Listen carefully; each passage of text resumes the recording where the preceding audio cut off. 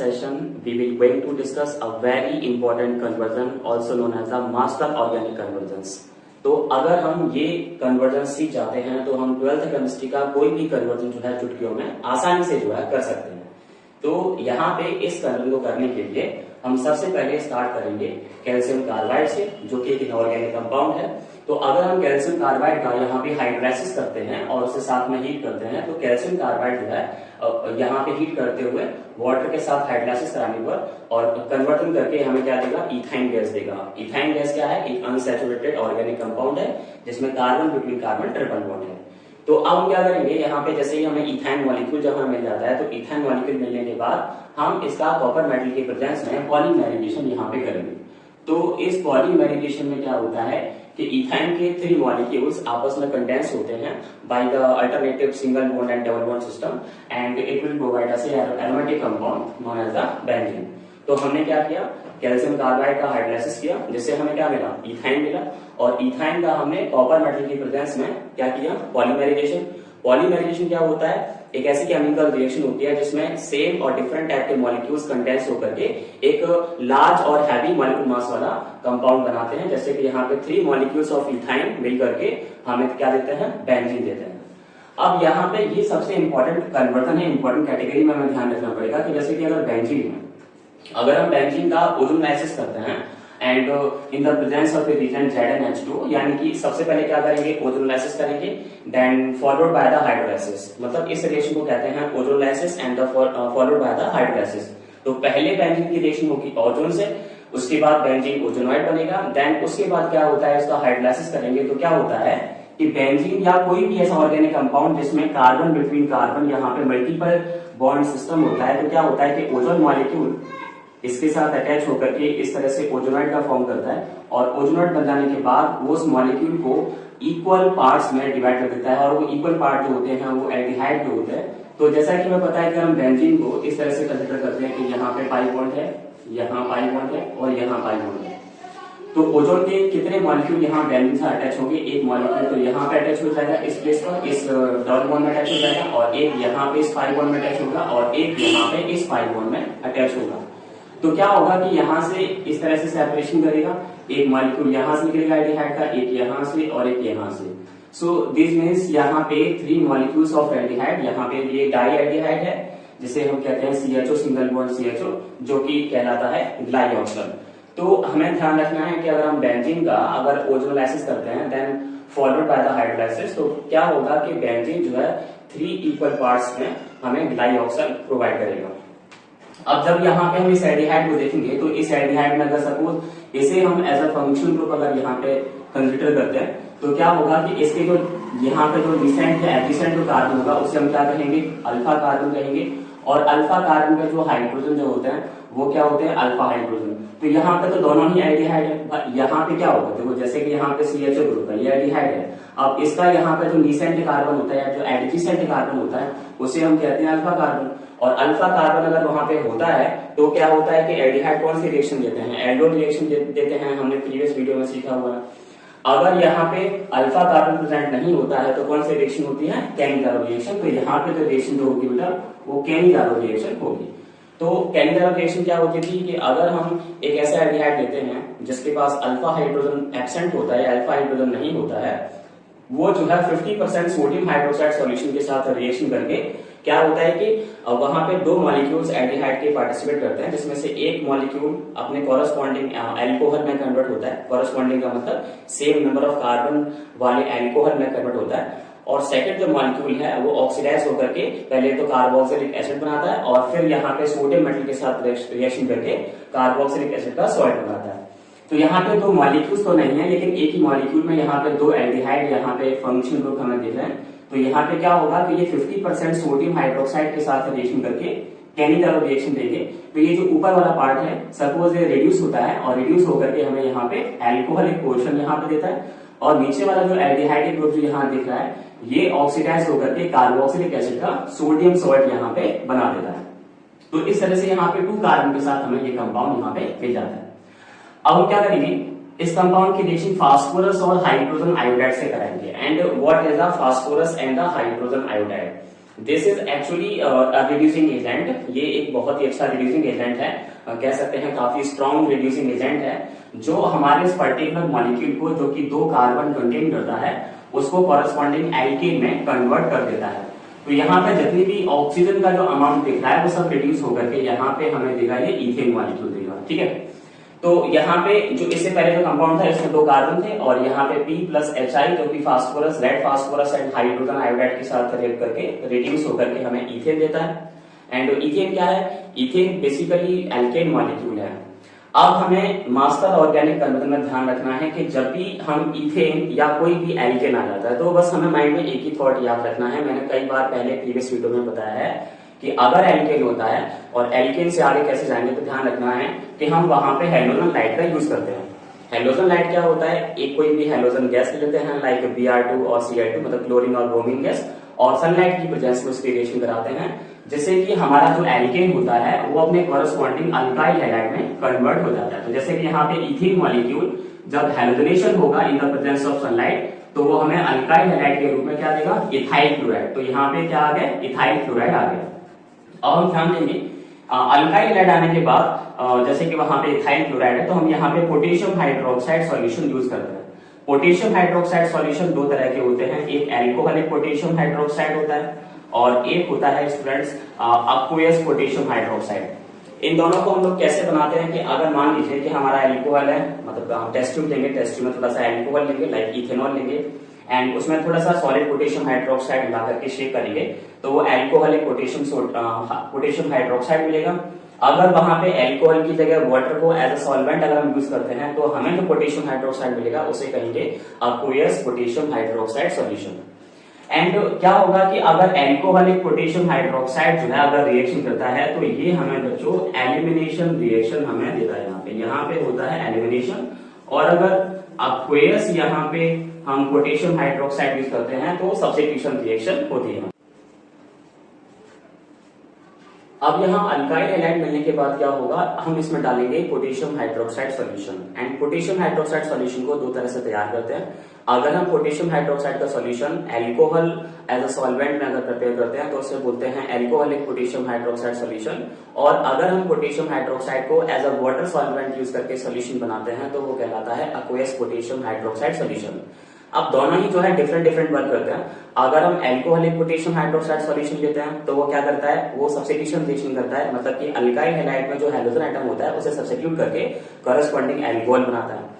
और अगर हम alcoholic potassium hydroxide solution use करते हैं तो क्या होता है कि वो अल्काइल हैलाइड के साथ एलिमिनेशन रिएक्शन करता है, या हम कह सकते हैं डीहाइड्रोहैलोजनेशन रिएक्शन करता है। इसका मतलब ये होता है कि जिस कार्बन के पास हाइड्रोजन एटम है उसे तो एक हाइड्रोजन को एलिमिनेट कर देता है और उसका जस्ट जो एडजेसेंट कार्बन होगा उससे एक हाइड्रोजन एटम को एलिमिनेट कर देगा। सो दैट यहाँ पे हमने जैसा कि देख पा रहे हैं कि हमने यहाँ पे alcoholic potassium hydroxide solution use किया हुआ है, तो इस कार्बन से हाइड्रोजन एटम को और इस कार्बन से एक हाइड्रोजन एटम को एलिमिनेट करेगा, जिससे कि दोनों कार्बन अपनी वैलेंसीज को पूरा करने के लिए एक दूसरे के साथ अनसैचुरेशन के साथ अटैच हो जाएंगे, मतलब कि पाई बॉन्ड का यहाँ पे फॉर्मेशन करेंगे। तो यहाँ पे जो मॉलिक्यूल मिला हुआ है वो क्या है? इथीन। अब जैसे कि यहाँ बेंजीन था वैसे ही यहाँ पे इथीन है, मतलब कि एल्कीन है, और एल्कीन में क्या होता है? Carbon between carbon double bond होता है, और जब भी डबल बॉन्ड होता है या अनसैचुरेशन प्रेजेंट होती है तो वहां से आगे जाने का सबसे अच्छा तरीका होता है ओजोनाइसिस फॉलोड बाय द हाइड्रोलाइसिस। तो हम क्या करेंगे? पहले इथीन की रिएक्शन ओजोन से करेंगे तो क्या होगा कि जो इथीन का सिस्टम है like carbon between carbon double bond है, तो वहां पे ओजोन मॉलिक्यूल इस तरह से अटैच होकर के क्या करेगा? ओजोनाइड बनाएगा। जब उसका हाइड्रोलाइसिस करेंगे तो क्या होगा कि यहाँ पे वो इक्वल अमाउंट वाले क्या देगा? हमें एल्डिहाइड देगा। तो यहाँ पे एल्डिहाइड में यहाँ पे कितने कार्बन एटम हमें दिख रहे हैं? 1 कार्बन है, क्योंकि 1 कार्बन यहाँ पे और 1 कार्बन यहाँ पे, क्योंकि ओजोनाइसिस क्या करता है? यहाँ पे हम कह सकते हैं कि उसका इक्वली जो है सेपरेशन करता है। तो यहाँ पे इक्वली सेपरेशन से जो कार्बन के दोनों साइड में पार्ट अगर देखोगे तो यहाँ पे भी कार्बन का एक पार्ट है और यहाँ पे भी कार्बन का एक पार्ट है, मतलब एक एटम है। तो ये एक कार्बन का एल्डिहाइड हमें प्रोवाइड करेगा, और वो एक कार्बन का एल्डिहाइड क्या होता है? फॉर्मल्डिहाइड होता है। ठीक है, तो यहाँ पे जैसे ही इथीन का हमने ओजोनाइसिस किया और उसे हाइड्रोलाइसिस किया तो हमें यहाँ पे सेपरेशन होकर के 2 मॉलिक्यूल्स ऑफ फॉर्मल्डिहाइड मिलेंगे, जिसमें कि एक कार्बन एटम का एल्डिहाइड जो कि एक कार्बन का एल्डिहाइड है। अब हम क्या करेंगे? इसकी रिएक्शन जो है वो HCl के साथ कराएंगे and in the presence of zinc amalgam. तो क्या होगा कि यहाँ पे जितनी भी ऑक्सीजन है, मतलब ये जो है बच्चों एक रिड्यूसिंग एजेंट है, जो कि एल्डिहाइड के लिए, जो अगर एल्डिहाइड के लिए यूज किया जाता है और उस एल्डिहाइड को अगर हम इस रिड्यूसिंग एजेंट के द्वारा रिड्यूस करते हैं तो उसे वो कॉरेस्पॉन्डिंग एल्केन में कन्वर्ट कर देता है। तो यहाँ पे एल्केन को देखोगे तो एल्केन में 1 कार्बन एटम है, क्योंकि हमारे एल्डिहाइड में भी कितना था, 1 कार्बन एटम ही था। तो यहाँ पे फॉर्मेल्डिहाइड का अगर हम रिडक्शन करेंगे in presence of the HCl and zinc ammonium तो क्या होगा, हमें मिलेगा एल्केन, और उस एल्केन का नाम क्या है, methane.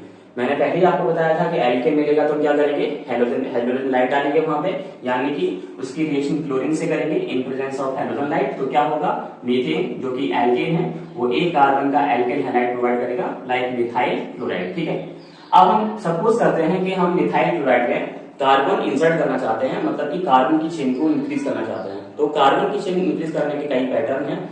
By the Grignard regent हम कार्बन को बढ़ा सकते हैं चेन में, एंड बहुत ही अच्छा जो प्रोसीजर है वो है KCN के साथ ट्रीटमेंट कराना। क्योंकि KCN क्या करता है कि CN को इंसर्ट कर देता है कार्बन चेन में और नंबर ऑफ कार्बन एटम्स बढ़ जाते हैं चेन के अंदर। तो हम क्या करेंगे, KCN के साथ रिएक्शन कराएंगे मिथाइल क्लोराइड की, तो क्या होगा, KCN हमें स्ट्रॉन्ग न्यूक्लियोफाइल प्रोवाइड करेगा CN नेगेटिव, जो कि Cl को यानी क्लोरीन को सब्स्टिट्यूट करके क्या बना देगा, मिथाइल साइनाइड, राइट। तो यहाँ मिथाइल साइनाइड यहाँ पे आ चुका है। अब यहाँ पे 2 इंपॉर्टेंट केस हम यहाँ पे सीखेंगे। अगर कोई भी अल्काइल नाइट्राइल है, इसके लिए मैंने आपको वीडियो बनाई है, आप प्लेलिस्ट में जाके वहां देख सकते हैं कि अगर हमारे पास अल्काइल नाइट्राइल है तो उसका हाइड्रोलाइसिस करते हैं, और हाइड्रोलाइसिस के वहां पे 2 केस होते हैं, एक होता है पार्शियल हाइड्रोलाइसिस और एक होता है कंप्लीट हाइड्रोलाइसिस। तो अगर हम अल्काइल साइनाइड का पार्शियल हाइड्रोलाइसिस करते हैं तो क्या होता है, हमें मिलते हैं अमाइड। अमाइड क्या होता है, कार्बोक्सिलिक एसिड का डेरिवेटिव होता है RCONH2। और अगर हम कंप्लीट हाइड्रोलाइसिस करते हैं तो अल्काइल नाइट्राइल हमें देता है कार्बोक्सिलिक एसिड। तो वहां पे 1 बाय 1 हम दोनों केसों को यहाँ पे सीखेंगे। तो पहले केस में हमने देखा कि हमने मिथाइल साइनाइड का क्या किया, पी हाइड्रोलाइसिस मतलब कि partial hydrolysis by the H2O in acidic medium, so it will gives us the amide. तो एमाइड के रूप में यहाँ पे CH3CONH2 मिला हुआ है, जिसे कहते हैं एसिटामाइड। तो यहाँ पे अभी आपने क्या किया है, हाइड्रोलाइसिस किया है, जिससे कि हमें क्या मिला, एसिटामाइड। अब एसिटामाइड में अगर आप यहाँ पे P2O5 डालते हो, और P2O5 क्या है, P2O5 एक रिड्यूसिंग एजेंट है, सॉरी डिहाइड्रेटिंग एजेंट है। डिहाइड्रेटिंग एजेंट क्या करते हैं, वाटर का रिमूवल करने का काम करते हैं। आपने अभी अभी यहाँ पे वाटर डाला हुआ है और फिर से यहाँ पे निकाल दिया तो वाटर फिर से निकल जाएगा, तो बैक जहां से स्टार्ट किया था वहीं पे आ जाएंगे, यानी कि मिथाइल साइनाइड फिर से हमें यहाँ पे मिल जाएगा। अब मिथाइल साइनाइड आने के बाद यहाँ पे हम करेंगे कंप्लीट हाइड्रोलाइसिस। तो कंप्लीट हाइड्रोलाइसिस से हमें क्या मिलेगा, कार्बोक्सिलिक एसिड मिलेगा, क्योंकि यहाँ पे मिथाइल साइनाइड में 2 कार्बन एटम है, तो 2 कार्बन एटम का हमें यहाँ पे कार्बोक्सिलिक एसिड मिलेगा, जिसका नाम है एसिडिक एसिड। तो देखो यहाँ से लेके यहाँ तक सेम टाइप के कन्वर्जन थे। मिथाइल साइनाइड का पार्शियल हाइड्रोलाइसिस किया तो अमाइड मिला, जिसे एसिटामाइड कहते हैं, और मिथाइल हाइड्रोलाइसिस का कंप्लीट हाइड्रोलाइसिस किया तो हमें क्या मिला, यहाँ पे carboxylic acid. Okay, carboxylic acid बनने के बाद हम इसकी रिएक्शन कराते हैं सोडा लाइम के साथ। सोडा लाइम क्या होता है, सोडियम हाइड्रोक्साइड और कैल्शियम ऑक्साइड का जो मिक्सचर होता है उसे कहते हैं soda lime. And soda lime का काम क्या होता है, सोडा लाइम जब भी कार्बोक्सिलिक एसिड के साथ रिएक्शन करता है तो वो डीकार्बोक्सिलेशन का काम करता है। डीकार्बोक्सिलेशन मतलब कि मॉलिक्यूल के अंदर अगर कार्बन डाइऑक्साइड गैस दिख रही है तो उसको वो रिमूव करता है। तो यहाँ पे सोडा लाइम अगर हम यहाँ पे यूज करते हैं तो जो यहाँ पे जो एसिटिक एसिड है, जिसे इथेनोइक एसिड कहते हैं, उसमें तो यहाँ पे CO2 गैस जो यहाँ पे दिख रही है उसको क्या करेगा, रिमूव कर देगा एज ए सोडियम कार्बोनेट। तो यहाँ पे क्या बचेगा, CH4, यानी कि फिर से हमारे पास क्या आ गया, एल्केन। और एल्केन के बारे में जानते हैं, जब भी हमें एल्केन मिलता है तो वहां पे डालते हैं हेलोजन लाइट, और हेलोजन लाइट क्या करेगी कि एल्केन को कॉरेस्पॉन्डिंग अल्काइल हैलाइड में चेंज कर देगी। तो यहाँ पे मीथेन मॉलिक्यूल है, मीथेन मॉलिक्यूल से हमें क्या मिल जाएगा, यहाँ पे मिथाइल क्लोराइड। अब यहाँ पे ये अल्काइल हैलाइड है, अल्काइल हैलाइड आने के बाद हम यहाँ पे चेन बढ़ा सकते थे, लेकिन अभी हम चेन बढ़ाना नहीं चाहते, हम यहाँ पे एलिफेटिक कंपाउंड से एरोमेटिक कंपाउंड्स में जाना चाहते हैं। तो उसके लिए सबसे इंपॉर्टेंट जो रिएक्शन थी, this is the FC acylation reaction या फील्डक्राफ्ट असाइलेशन रिएक्शन यहाँ पे कर सकते हैं। तो यहाँ पे ये जो रिएक्शन है पर्टिकुलर ये अल्काइलेशन रिएक्शन है, क्योंकि फील्डक्राफ्ट की 2 रिएक्शन होती हैं, एक असाइलेशन और एक होती है अल्काइलेशन। तो अल्काइलेशन और असाइलेशन में क्या डिफरेंस होता है कि अगर हम बेंजीन की रिएक्शन जो है वो अल्काइल हैलाइड के साथ यहाँ पे करते हैं, जैसे कि CH3Cl है, तो वो कहलाती है फील्डक्राफ्ट अल्काइलेशन रिएक्शन। अगर हम बेंजीन की रिएक्शन यहाँ पे एसिटामाइड के साथ कराते हैं, लाइक एसिटामाइड दिस वन, और या फिर एसिटाइल क्लोराइड के साथ वहां पे कराते हैं रिएक्शन, तो वो कहलाती है असाइलेशन रिएक्शन। तो बेसिकली अभी हम यहाँ पे FC अल्काइलेशन रिएक्शन परफॉर्म करेंगे, यानी कि फील्डक्राफ्ट अल्काइलेशन रिएक्शन, जिसमें क्या होगा कि अल्काइल हैलाइड की रिएक्शन बेंजीन के साथ कराते हैं, in presence of A electrophile, उसका नाम है एनहाइड्रस एल्यूमिनियम क्लोराइड। तो क्या होगा, यहाँ पे ये जो मिथाइल ग्रुप है वो बेंजीन के जो न्यूक्लियोफिलिक कार्बन एटम है वहां पे अटैच हो जाएगा और हमें एक एरोमेटिक कंपाउंड देगा जो कि है toluene. So this is the Friedel Crafts alkylation reaction by which we will gain the toluene. ठीक है, अब टोलुइन में देखोगे क्या है कि यहाँ बेंजीन है और बेंजीन की यहाँ पे एक साइड चेन है। साइड चेन में कितने कार्बन एटम है, 1 कार्बन एटम है। अब हम इसका कराने वाले हैं ऑक्सीडेशन। तो ऑक्सीडेशन के लिए हमें क्या यूज करना पड़ेगा, ऑक्सीडाइजिंग एजेंट। तो यहाँ पे ये जो है KMnO4 and OH negative, this is the alkaline potassium permanganate solution which is a very strong oxidizing agent। हमारे पास दो strong oxidizing agent हैं like acidic potassium dichromate solution and alkaline potassium permanganate solution। तो इसे बनाने के लिए basically क्या करते हैं कि पोटेशियम परमैंगनेट को पोटेशियम हाइड्रोक्साइड के सॉल्यूशन में डिसॉल्व करते हैं जिससे कि हमें एक स्ट्रॉन्ग ऑक्सीडाइजिंग एजेंट मिलता है जिसे एल्केलाइन पोटेशियम परमैंगनेट सॉल्यूशन कहते हैं। तो ये क्या करेगा, जो साइड चेन हमें यहाँ दिख रही है उस साइड चेन को कंप्लीटली कार्बोक्सिलिक एसिड में ऑक्सीडाइज कर देगा जिससे कि हमें टोलुइन से यहाँ पे क्या मिल जाएगा, बेंजोइक एसिड। जब बेंजीन के साथ साइड चेन के रूप में C+H अटैच होता है तो इसे कहते हैं बेंजोइक एसिड। ठीक है, अब यहाँ पे बेंजोइक एसिड मिलने के बाद इसकी रिएक्शन किसके साथ करा रहे हैं, अमोनिया के साथ, और साथ ही साथ इसे हीट करेंगे तो क्या होगा कि कार्बोक्सिलिक एसिड का एक डेरिवेटिव मिलेगा, अमोनिया डेरिवेटिव मिलेगा, और उस अमोनिया डेरिवेटिव का नाम है एमाइड। तो यहाँ पे आप देख पा रहे हैं CONH2। CONH2 कौन सा ग्रुप होता है, एमाइड ग्रुप होता है, और बेंजीन के साथ यहाँ पे अटैच है तो इसे कहेंगे बेंजेनामाइड। तो यहाँ पे बेंजोइक एसिड से बेंजेनामाइड यहाँ पे मिलेगा क्योंकि हमने कार्बोक्सिलिक एसिड यानी कि बेंजोइक एसिड की रिएक्शन अमोनिया से करी है।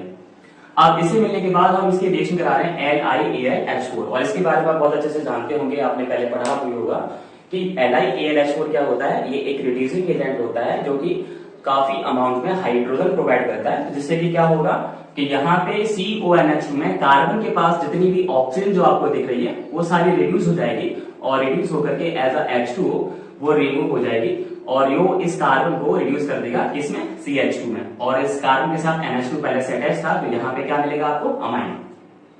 तो बेसिकली ये जो अमाइन है वो एक एलिफेटिक अमाइन है क्योंकि यहाँ पे NH2 एक एलिफेटिक कार्बन के साथ अटैच है। अगर वो डायरेक्टली बेंजीन के साथ अटैच होता तो वो एरोमेटिक अमाइन होता, लाइक वो कहलाता एनिलीन, और ये 1 डिग्री यहाँ पे अमाइन है। ठीक है, तो यहाँ पे 1 डिग्री अमाइन यहाँ पे मिला हुआ है। अब हम क्या करेंगे, अमाइन के लिए बहुत ही फेमस रिएक्शन है। कौन सी रिएक्शन है कि अमाइन जब भी मिलता है ना तो अमाइन की रिएक्शन हम नाइट्रस एसिड के साथ करते हैं तो वो जो अमाइन होता है वो अपने ही जैसे एल्कोहल में कन्वर्ट हो जाता है। अमाइन कोई सा भी हो, 1 डिग्री अमाइन हो तो या फिर हमारे पास एलिफेटिक अमाइन हो या फिर 1 डिग्री एरोमेटिक अमाइन हो या फिर 1 डिग्री एलिफेटिक अमाइन हो, उसकी रिएक्शन नाइट्रस एसिड के साथ कराते हैं तो वो उसे कॉरेस्पॉन्डिंग एल्कोहल में कन्वर्ट कर देता है। अब क्योंकि नाइट्रस एसिड एक बहुत ही अनस्टेबल कंपाउंड है तो इसे जो है फ्रेशली जो है प्रिपेयर किया जाता है। इसे बनाने के लिए हम टेस्ट ट्यूब में थोड़ा सा सोडियम नाइट्राइड का सॉलिड सब्सटेंस लेते हैं और उसमें डाइल्यूट HCl जैसे ही ऐड करेंगे तो वहां पे नाइट्रस एसिड फॉर्म होता है, और इसकी रिएक्शन जब अमाइन से होती है तो वो कॉरेस्पॉन्डिंग एल्कोहल में चेंज कर देता है। मतलब कि ये जो पर्टिकुलर जो अमाइन ग्रुप था उसे OH में कन्वर्ट यहाँ पे कर देता है, तो ये यहाँ पे मिल जाता है आपको बेंजीन एल्कोहल। ठीक है, अब हमने इस एल्कोहल की रिएक्शन कराई है PCC के साथ। अब PCC क्या है, PCC जो है कहलाता है बेसिकली पिरिडोनियम क्लोरोक्रोमेट होता है जो कि एक माइल्ड ऑक्सीडाइजिंग एजेंट है। माइल्ड ऑक्सीडाइजिंग एजेंट किन्हें कहते हैं, जिनमें ऑक्सीजन डोनेटिंग कैपेसिटी जो है वो लेस होती है, मतलब कि वो कम ऑक्सीजन प्रोवाइड करते हैं, उन्हें कहते हैं माइल्ड ऑक्सीडाइजिंग एजेंट। अब हम माइल्ड ऑक्सीडाइजिंग एजेंट का यूज करते हैं और स्ट्रॉन्ग ऑक्सीडाइजिंग एजेंट का यूज करते हैं। उसका रीजन है कि अगर आप अपने एल्कोहल को डायरेक्टली कार्बोक्सिलिक में चेंज करना चाहते हैं तो आप स्ट्रॉन्ग ऑक्सीडाइजिंग एजेंट यूज करेंगे, लेकिन आप उसे एल्डिहाइड तक ही रोकना चाहते हैं तो वहां पे माइल्ड यानी कि एक वीक ऑक्सीडाइजिंग एजेंट यूज करेंगे। तो PCC पिरिडोनियम क्लोरोक्रोमेट एक वीक ऑक्सीडाइजिंग एजेंट है जो कि इस एल्कोहल को कॉरेस्पॉन्डिंग एल्डिहाइड में यहाँ पे कन्वर्ट कर देगा जिसका नाम है बेंजल्डिहाइड। ठीक है, अब जैसे कि ग्लाइऑक्सल था वैसे ही बेंजल्डिहाइड भी है क्योंकि यहाँ पे ये जो अल्फा कार्बन जो दिख रहा है इस अल्फा कार्बन के पास अल्फा H नहीं है, सो दैट की कौन सी रिएक्शन देगा, ये हमें देगा कैनिजारो रिएक्शन। तो ये कैनिजारो रिएक्शन देगा जिसमें क्या होता है कि ऐसा एल्डिहाइड जिसके पास अल्फा H नहीं होता है वो 50% सोडियम हाइड्रोक्साइड के साथ रिएक्शन करता है, तो वहां पे उसके एक साथ 2 मॉलिक्यूल वहां पे पार्टिसिपेट करता है। एक मॉलिक्यूल रिड्यूस होकर के एल्कोहल देता है और दूसरा मॉलिक्यूल ऑक्सीडाइज होकर के कार्बोक्सिलिक एसिड का सोडियम सॉल्ट हमें यहाँ पे प्रोवाइड करता है। तो इस तरह से यहाँ पे इसके 2 कंपाउंड यहाँ पे 2 मॉलिक्यूल मिलेंगे।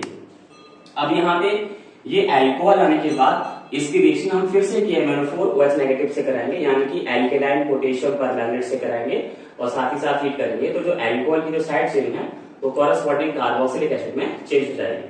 उसकी रिएक्शन जब अमोनिया से करते हैं तो कार्बोक्सिलिक एसिड क्या करेगा, अपना अमोनिया डेरिवेटिव देगा, क्या देगा, बेंजेमाइड देगा, जैसे कि वहां पहले मिला हुआ था। तो यहाँ पे CONH2 ग्रुप फिर से यहाँ पे आ जाएगा। अब यहाँ पे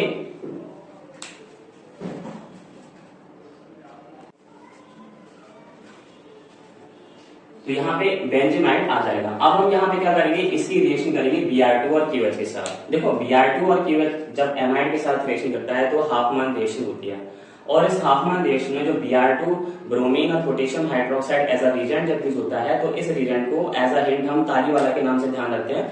ताली वाला क्यों कहते हैं, क्योंकि Br2 QH का काम ये होता है कि जो NH2 और बेंजीन है, यहाँ बेंजीन हो सकती है, यहाँ पे कोई भी कार्बन की चेन होती है, इनके बीच में ये जो कार्बोनिल ग्रुप जो होता है इसको यहाँ पे हटा के दोनों को एक साथ यहाँ पे अटैच कर देता है। लाइक NH2 डायरेक्टली जाकर के कार्बन चेन के साथ या बेंजीन के साथ अटैच हो जाएगा, and this is the Hopman reaction. इसीलिए इसे ताली वाला रिएजेंट के नाम से भी ध्यान रखते हैं।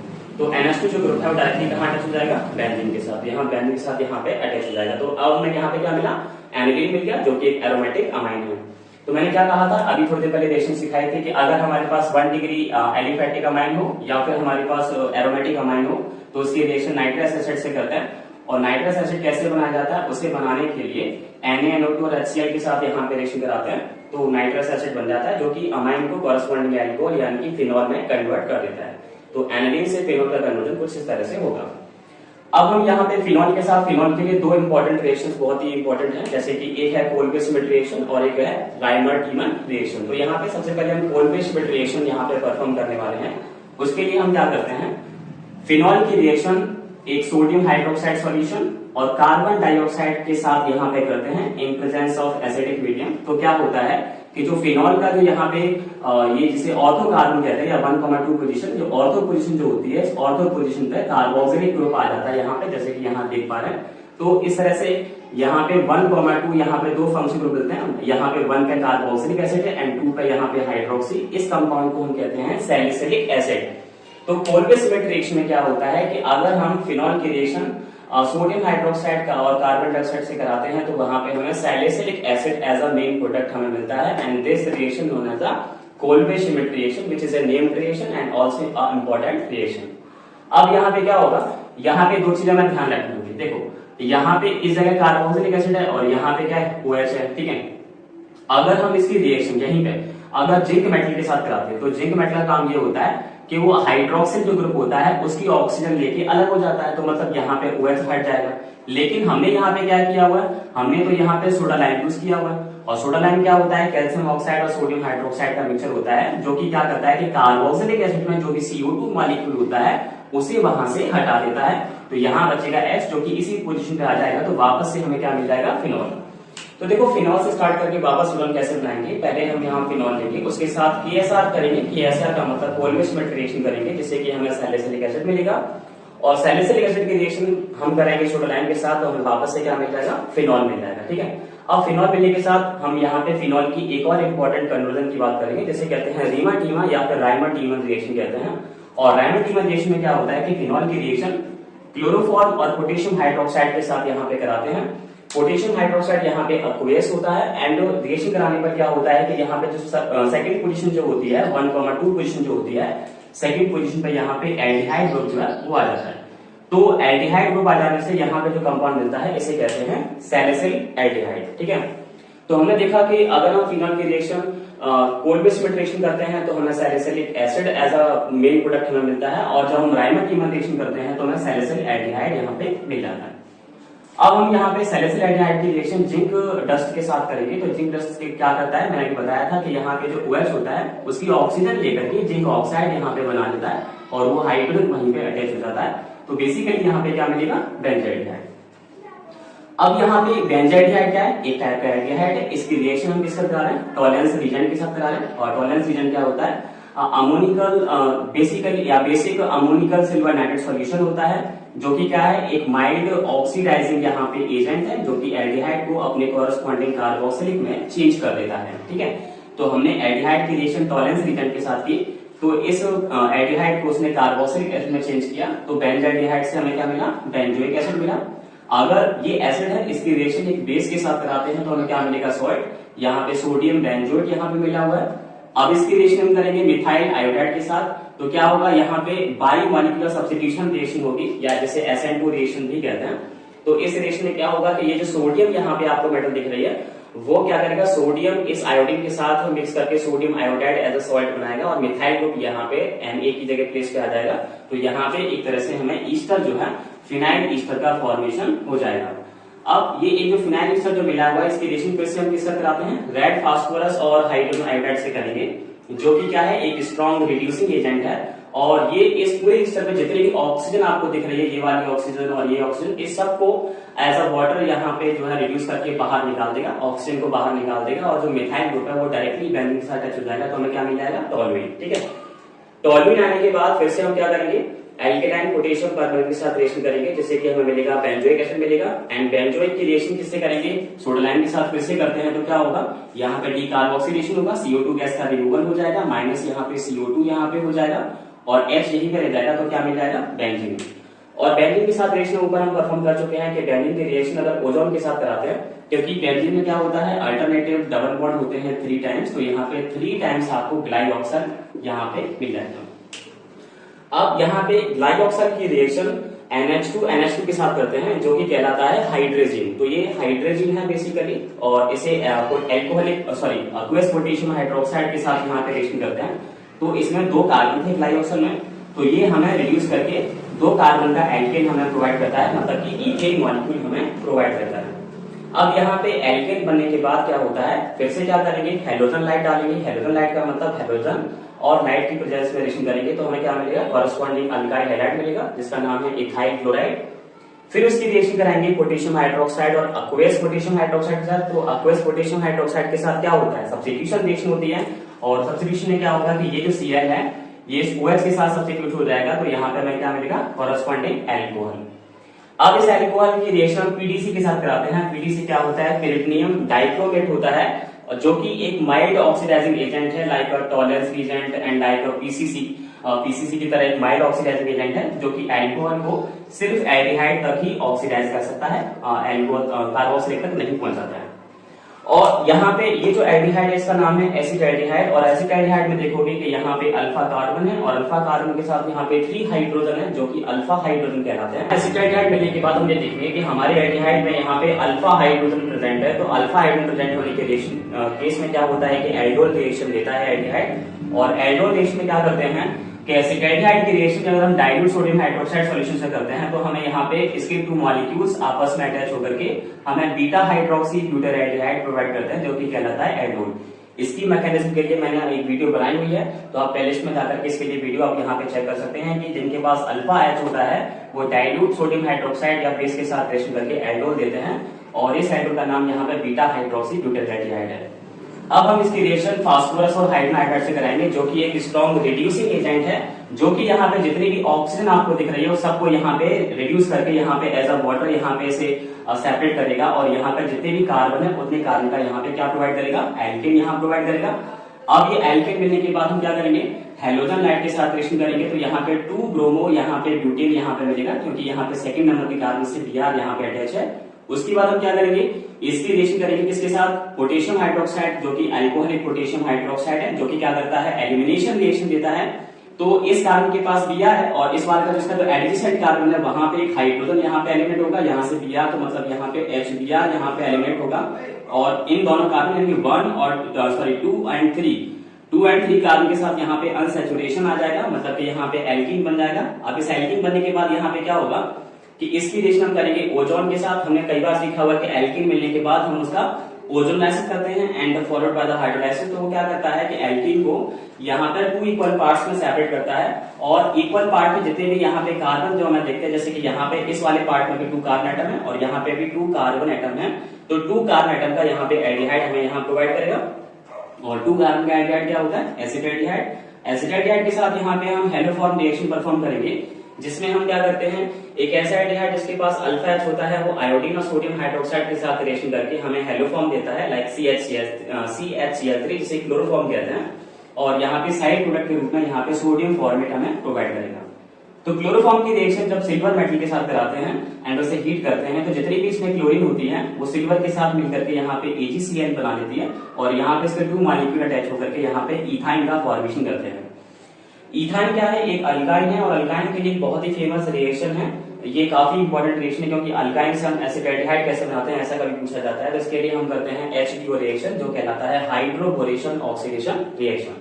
इस रिएक्शन में क्या करते हैं, पहले अल्काइन की रिएक्शन जो है एक इलेक्ट्रोफाइल लाइक BH3 के साथ करते हैं बोरोन हाइड्राइड के साथ, फिर उसका हम क्या करते हैं एल्केलाइन हाइड्रोजन पेरोक्साइड के साथ रिएक्शन करते हैं, जिससे कि हमारा जो अल्काइन है वो एक हमें अनस्टेबल कंपाउंड देता है जिसे कहते हैं इनॉल। इनॉल क्यों कहते हैं, क्योंकि कार्बन बिटवीन कार्बन यहाँ पे डबल बॉन्ड होता है और यहाँ पे OH भी अटैच होता है, इसीलिए से इनॉल कहते हैं। इनॉल जनरली अनस्टेबल होते हैं जो कि रीअरेंज होकर के हमें कॉरेस्पॉन्डिंग जो है या फिर रेस्पेक्टिव हमें एल्डिहाइड प्रोवाइड करते हैं। तो यहाँ पे एल्डिहाइड क्या मिलेगा, एसिटाल्डिहाइड। ठीक है, अब एसिटाल्डिहाइड की रिएक्शन फिर से हम TR यानी कि टॉलरेंस रिटर्न से करेंगे तो एसिटाल्डिहाइड को वो अपने कॉरेस्पॉन्डिंग कार्बोक्सिलिक एसिड में यहाँ पे कन्वर्ट कर देगा और कार्बोक्सिलिक एसिड की रिएक्शन अमोनिया के साथ करेंगे तो क्या करेगा, हमें यहाँ पे अमोनिया डेरिवेटिव यानी कि एसिटामाइड प्रोवाइड करेगा CH3CONH2 जो कि एसिटामाइड है। एसिटामाइड के साथ फिर से हम क्या करेंगे, हाफमैन रिएक्शन यहाँ पे करेंगे और हाफमैन रिएक्शन में क्या होता है कि एमाइड की रिएक्शन जो है हम Br2QH के साथ करते हैं, वो Br2QH क्या करता है, जो कार्बोनिल ग्रुप जो होता है उसे वहां पे सेपरेट कर देता है और जो NH2 ग्रुप है वो डायरेक्टली कार्बन चेन के साथ अटैच हो जाता है। तो यहाँ पे हमें क्या मिलेगा, मीथेनामाइन यानी कि मिथाइलामाइन हमें यहाँ पे मिलेगा। अब हम क्या करेंगे कि मिथाइलामाइन क्या है, जो कि एक 1 डिग्री अमाइन है जिसमें 1 कार्बन है, इसकी रिएक्शन एसिटाल्डिहाइड के साथ करते हैं तो हमें यहाँ पे मिलता है CH3 single bond N double bond CH single bond CH3 जिसे हम कहते हैं शिफ्ट रीजेंट। ठीक है, तो शिफ्ट रीजेंट यहाँ पे लेगा जो कि एक बहुत ही इंपॉर्टेंट कन्वर्जन के रूप में जाना जाता है। शिफ्ट रीजेंट मिलने के बाद हम क्या करेंगे, इसका रिडक्शन करेंगे by the LiAlH4 lithium aluminium hydride. तो यहाँ पे हमें इथाइल मिथाइलामाइन मिलेगा यानी कि 2 डिग्री अमाइन हमें यहाँ पे इस तरह से मिल जाएगा। तो बेसिकली आपने देखा कि इतने सारे कन्वर्जन करने के बाद मुझे नहीं लगता कि कोई भी कन्वर्जन बाकी बचता है। आप 12th केमिस्ट्री का हर एक कन्वर्जन सीख सकते हैं, लेकिन उससे पहले आपको पहले फुल्ली एक बार इस कन्वर्जन को सीखना होगा। रीजेंट का ध्यान रखना होगा कि हमें किस तरह का कन्वर्जन करना है, तो वहां पे कौन सा रीजेंट हमें यूज करना है। देन उसके बाद इसकी प्रैक्टिस हर रोज 1 वीक तक आपको करनी होगी। अगर आप बिना देखे इस कन्वर्जन को आप कर लेते हैं, बिना देखे एक बार में इसे कंप्लीट कर लेते हैं और फिर आप कोई भी एरोमेटिक या एलिफेटिक कन्वर्जन करके देखिए तो वो कन्वर्जन जो है वो आसानी से हो जाएगा। Hope so you understand very well and share and subscribe this channel for the latest upcoming videos and thank you for watching these videos.